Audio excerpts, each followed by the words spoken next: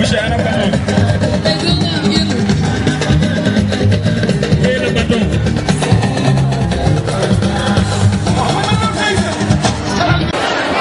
Monsieur le représentant du maire, Monsieur la représentante du directeur de cabinet du ministre de la Culture, Monsieur le directeur du livre et du matériel didactique, Mesdames, Messieurs les professeurs, Mesdames, Messieurs les surveillants, Mesdames les marraines, Messieurs les parrains, chers parents, chers élèves. Comme il est de coutume, chaque année, nous voilà encore réunis en ce jour 14 avril 2011 pour l'ouverture du foyer socio-éducatif du CEM Unité 19 des Parcelles Assainies.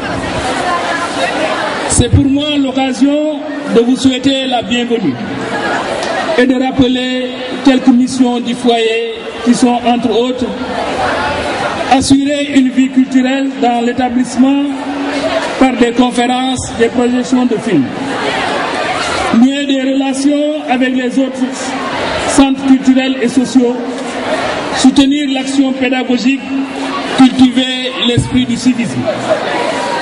Vous remarquerez avec moi que le foyer socio-éducatif est une structure nécessaire à la bonne organisation de la vie scolaire de l'établissement.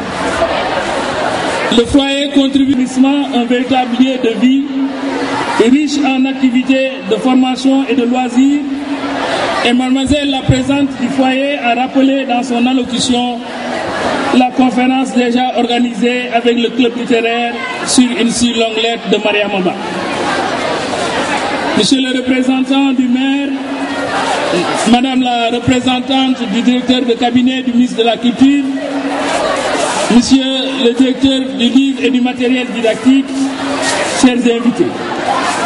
Le foyer socio-éducatif est une structure de coordination des activités sociales, culturelles et sportives de l'établissement. C'est pourquoi le programme des journées culturelles et sportives de cette année ont été élaborés par l'ensemble des clubs du DICEM, sous la supervision du foyer, qui est une structure d'éducation et d'auto-formation, qui doit ainsi pouvoir offrir aux élèves des loisirs en contribuant efficacement au parachèvement de leur formation et au développement de leur culture générale et de leurs aptitudes pratiques particulières.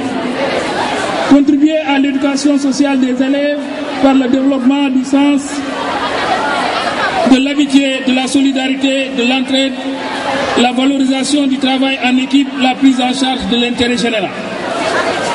Le foyer aussi doit assurer la formation morale et civique des élèves au moyen d'une organisation autonome et positive de la vie collective qui exige un goût de l'effort, le respect du bien commun, de la personne humaine, la nécessité d'une discipline librement consentie.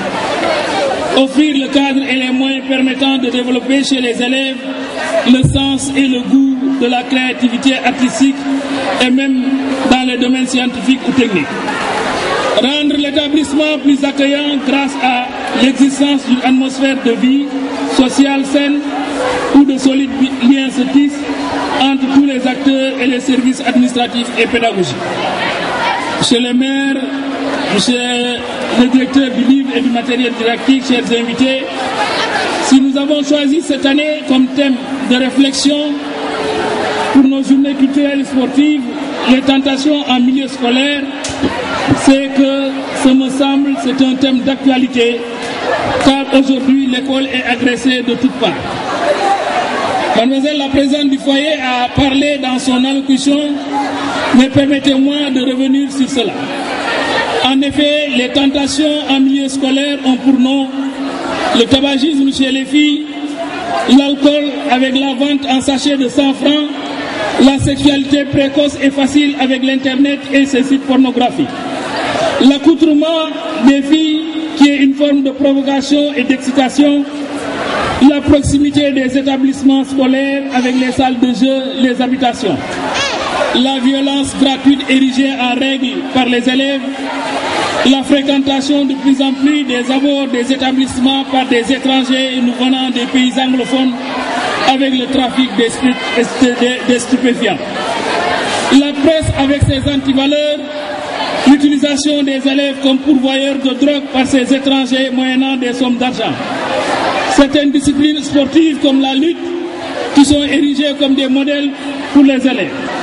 Face à toutes ces tentations, il est nécessaire que des mesures soient prises par tout un chacun. Les parents doivent veiller davantage sur leurs enfants en contrôlant leurs entrées, leurs sorties, leurs fréquentations, leurs habillements. L'État doit assurer la sécurité aux alentours des établissements scolaires et mieux contrôler les entrées des étrangers dans notre pays. L'école aussi a un rôle à jouer en renforçant l'encadrement de façon serrée et éviter le maximum possible que les élèves soient dehors pendant les heures de cours. Monsieur le représentant du maire, Madame la représentante du directeur de cabinet du ministre de la Culture, Monsieur le directeur du livre, chers invités, je ne saurais terminer sans remercier la présidente du foyer qui est à son baptême de feu pour ses propos aimables à mon endroit. Mes remerciements aussi à l'endroit du personnel d'encadrement. Je veux nommer les surveillants sans qui le CM serait difficile à gérer, car comptant plus de 2000 élèves. Mention spéciale au corps professoral qui, malgré les multiples grèves enregistrées cette année, a organisé des cours de rattrapage pendant les vacances de Pâques, tout cela pour rendre nos élèves opérationnels le jour J. Permettez-moi aussi, mes chers collègues et chers élèves, de remercier les parrains et les marraines de ces journées culturelles. Je veux nommer le directeur de cabinet du ministre de la Culture et des Loisirs, qui est le parrain leader, qui a offert tous ses t-shirts au foyer socio-éducatif avec un téléviseur, un lot de livres et des banderoles. Monsieur le maire de la commune d'arrondissement des Parcelles Assainies, qui a donné les chaises et l'estrade, Madame, Monsieur le directeur du livre et du matériel didactique, Monsieur Aboumbo, qui a donné un lot de livres et une enveloppe financière. Madame Ndeïdiaou, conseillère municipale et responsable politique aux Parcelles Assainies, qui a assuré tout ce qui est matériel ici de tente et bâche pour la cérémonie. Madame Diouf, professeure de français, marraine des journées des majorettes.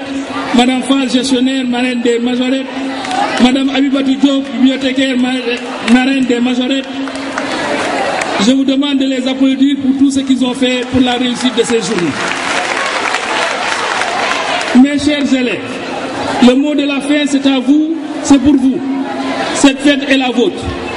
Cette école aussi, n'acceptez pas qu'on vous la détruise, c'est-à-dire qu'après vos journées culturelles, qu'on se remette à réparer des dégâts. Je vous l'avais dit l'année dernière et je vous le répète cette année. Cette école vous appartient. Elle appartient à vos petits frères et à vos petites sœurs qui doivent vous remplacer demain.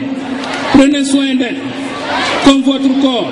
Considérez-la comme votre corps en sauvegardant le matériel, en veillant sur l'investissement, en la rendant belle et accueillante. Je termine ces propos en remerciant et en saluant M. Alassane Diop, ancien principal du CM Unité 19. Sans qui ce CM ne serait pas ce qu'il est aujourd'hui. Il a consenti d'énormes sacrifices pour rendre ce CM assez accueillant. Attention.